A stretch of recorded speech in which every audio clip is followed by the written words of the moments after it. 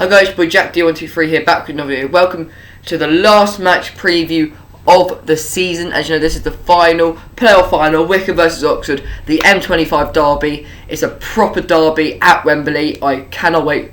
Kick-off's at 7:30 on Monday evening. I cannot wait for the game, guys. I'm really excited. So let's get into the match preview. So what do we focus on match previews? You've already seen this probably before if you watch my Wycombe versus Fleetwood match preview. We focus on the previous meetings between Oxford and Fleetwood. The two teams' current form in their last 5 games of the season before coronavirus, and against like Fleetwood and Oxford against Portsmouth. A Wycombe page with my predicted lineup, some facts about Wycombe. This one was like a bit of a difference, going to be about Wembley facts, so it's mostly going to be about the team's history at Wembley. An Oxford page where it's just going to be my one to watch and some facts about Oxford's time at Wembley and some facts of the season as well. And my score predictions at the end. So let's get into previous meetings. So it does not look good for Wycombe. They have played 6 games altogether. Well, this is their last 6 games. Wycombe have won 1. They've drew 1, and Oxford have won 6. And Oxford have won 4. Sorry, out of 6. Yeah, it does not look good for us, to be honest. And they are beating us by quite a lot as well, like 3-0s in there. There's some 2-1s. The last game, Akinfenwa got sent off for a foul on John Musinho, which, he just got it was a bit rowdy at the end. Typical derby. But, again, Oxford looking very, very strong against Wycombe. Wycombe, we do not look good against Oxford. And Oxford has scored 10 goals against Wycombe. We've only scored 3 in their last 5 games. And the last time we beat them was on the 19th of December 2015. That's 5 years ago. Actually, no, it's not. It's 4 years and a bit, to be honest. But it just does not look good for Wycombe at all. Like 10 yellow card and 14 in the last 5 games. It's going to be such a scrappy match on Monday. Two teams current form. Starting off with Oxford.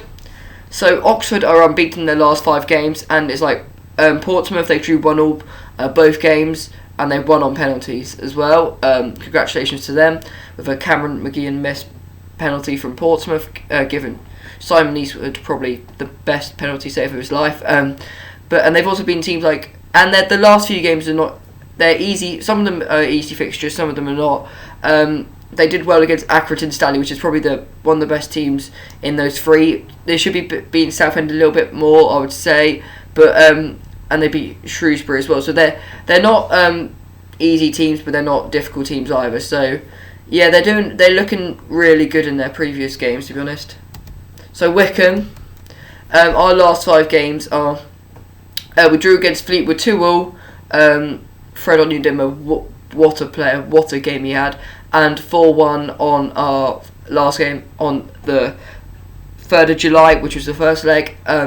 Brilliant game. The best game I've ever seen for Wycombe. It was a brilliant game, and we lost to Doncaster Rovers. That was the last game we played for before the coronavirus pandemic, and then we beat teams Tranmere 3-1 and Bolton 2-0. So it's a bit like Oxford. No difficult teams really in there except for the playoffs. So it's looking good. It's looking good for us, for both teams.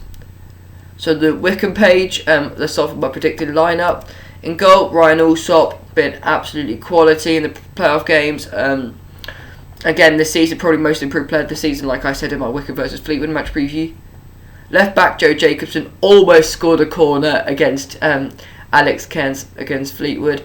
Almost, it hit the crossbar, and you did miss a penalty, but that was really unlucky. And played really well as well. 21... Darius Charles and Stewart at the back. Charles, definitely my man of the match against Wycombe versus Fleetwood. He played probably very, very solid. Probably our best defender by far in the Wycombe Fleetwood game second leg. And Stewart he just does his job, doesn't he? He's very, very good. Grimmer, right back.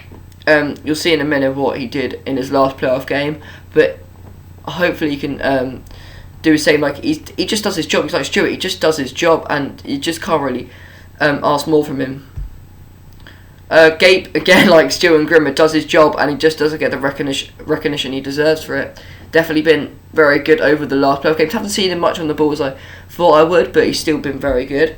Thompson, I think Thompson will start personally, as it's such a big game. I don't think.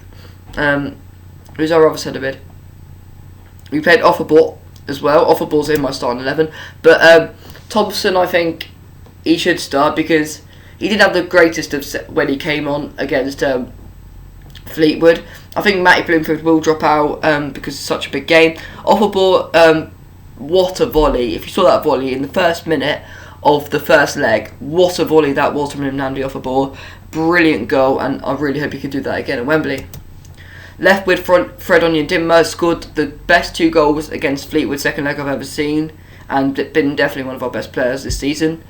On the right wing, Wheeler didn't have the greatest of games in the second leg, but first leg got a lovely goal and played really well in both legs, except for I wouldn't say he did play. He's probably my least favourite player on the pitch in the second leg, but still, there weren't many great players that day. Akinfenwa up top. I think we'll play Akinfenwa for a bit and then bring Samuel on to try and change the play, because when Samuel's on top, we just play so good football, and when Akinfenwa's on up front, we play hoofball, and sometimes it works. But I prefer when Samuel's on the pitch, based on the fact that we play better football. But I think we can change it so the defenders will get a bit confused. Facts about Wycombe. This is just about Wembley. It's not exact. It's not going to be the same facts I showed you in the last preview. Wycombe have won 3 out of their 4 trips to Wembley. The only one we lost was against Southend on penalties. Sammy Wood was missing the penalty. Wycombe scored 24 goals from set pieces this season. That is a lot of goals from set pieces. Last time Jack Grimmer went to Wembley, he scored a beautiful goal to give them the win against Exeter in 2018. I saw the goal yesterday. Right foot, top corner from outside the box. Very nice goal. Adibel Akinfenwa and Darius Charles have featured in a playoff final together where they won 2-0 against Plymouth, and Akinfenwa scored a penalty that day, which was good. And then that was Jack Grimmer celebrating after that beautiful right foot shot. So Oxford page, let's start off with my one to watch.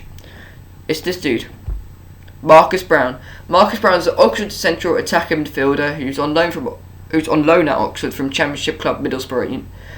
And this is his second time on loan at Oxford. The first time when he was on loan, he was actually played for West Ham, but Middlesbrough bought him in the summer. He has stood out for me over the playoff games because he's very skillful and likes to have a shot on goal. If you saw his goal, if you saw his goal against Portsmouth, very nice goal. Just took his defenders on and then just beat 3 of them and just shot, and it went beautiful goal, bottom left hand corner. He has started 11 times this season and scoring 4 times. So he hasn't started that much. I'm a bit surprised, to be honest. And maybe that's injury. I don't know why he has been starting, but maybe that's been an injury or something like that. So Oxford are unbeaten in their last 5 encounters with Wycombe, 1-4, drew 1. Oxford have been defeated on their last 2 trips to Wembley, which is quite good for Wycombe. Oxford have scored 61 goals during the League One season. Only Peterborough scored more, which was 68, which is a lot of goals this season. Oxford's James Henry has been directly involved in 24 goals in all competition this season, which is very good. Oxford's manager is Carl Robinson. He has coached MK Dons before moving to Oxford in 2016. Wycombe, MK Dons and Oxford are probably our closest teams, like the 3 closest teams. Wycombe's closest team, I would say, but he's moved from Oxford to MK Dons to Oxford, so it's gonna be. We don't really like him that much. The nicknames are the U's. It's not us. Don't worry. I saw that first off. I was like the us. I was like really confused. And the Yellows. They were founded in 1893 as Headington United. Their stadium is called the Kassam Stadium, and it can hold 12,500 people. And it's got 3 stands as well. So my all-important score prediction at the end, I think Wycombe will have 2. Being a bit optimistic here, but I think Wycombe can. If we play like we did in the first leg, I think we'll be able to nick this, and Oxford will get 1. I think, I can see that being the score prediction actually, because Oxford play some nice football, but Wycombe, I think, because if we bring on 2 different strikers in different halves, then they'll definitely get quite confused because we play completely different styles of football with different strikers on the pitch. So I hope you guys have enjoyed the video. Make sure you like, comment, subscribe. Let's try and get 100 subscribers before the new season begins on the, I think it might be the 12th of September the new season might be starting. So I hope you guys smash that subscribe button. Hope you guys enjoy the video. Like and comment as well. Comment what would you like to see on my channel as well. So I've got FIFA 21 career mode coming with Wycombe. So I hope you guys enjoy that, and I'll see you in the next video.